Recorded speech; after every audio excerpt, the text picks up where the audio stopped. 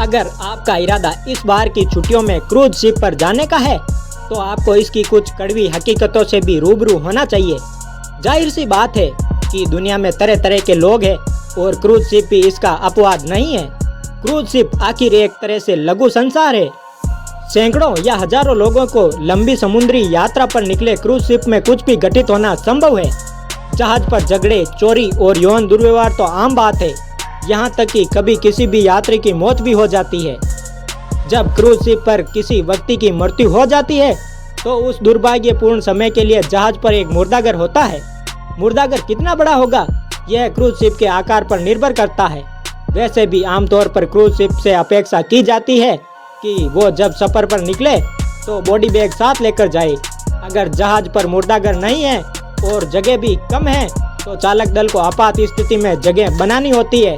वैसे हर बड़े cruise ship में मुर्दाघर जरूरी होता है जिसमें करीब 10 शवों को रखा जा सकता है। हर साल क्रूज शिप पर औसतन 200 लोगों की मौत हो जाती है।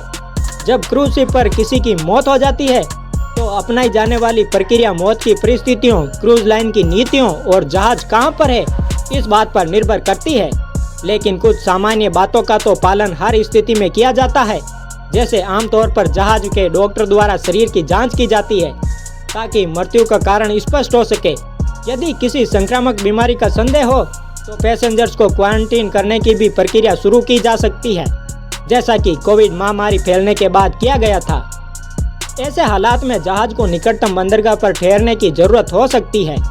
स्थानीय बंदरगाह अधिकारियों को भी मृत्यु के बारे में सूचित करना होता है। क्रूज लाइन को मृत व्यक्तियों के शरीर को वापस लाने की व्यवस्था करने के लिए निकटतम संबंधियों से संपर्क करना होता है।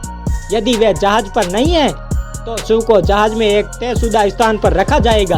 बड़े जहाज आमतौर पर बॉडी बैग ले जाते हैं और कई शवों को रखने के लिए जगह के साथ एक मुर्दाघर होता है। छोटे जहाजों पर क्या होगा यह उपलब्ध सुविधाओं पर निर्भर है, लेकिन डेड बॉडी रखने की जगह एयर कंडीशनड होगी, क्योंकि अगर जहाज समुद्र में है और कोई बंदरगाह पास नहीं है तो शव को कई दिनों तक जहाज पर रखा रहना होगा। Cruise vessel security and safety act के तहत अमेरिका से आने और जाने वाले जहाजों को सभी संदिग्ध मौतों, हत्याओं और लापता व्यक्तियों, साथ ही किसी भी आपराधिक गतिविधि की रिपोर्ट FBI को देनी होती है। उद्योग व्यापार संगठन क्रूज लाइन्स इंटरनेशनल एसोसिएशन ने इस कानून को एक नीति के रूप में अपनाया है, जिसका इसके सदस्य दुनिया भर में पालन करते हैं।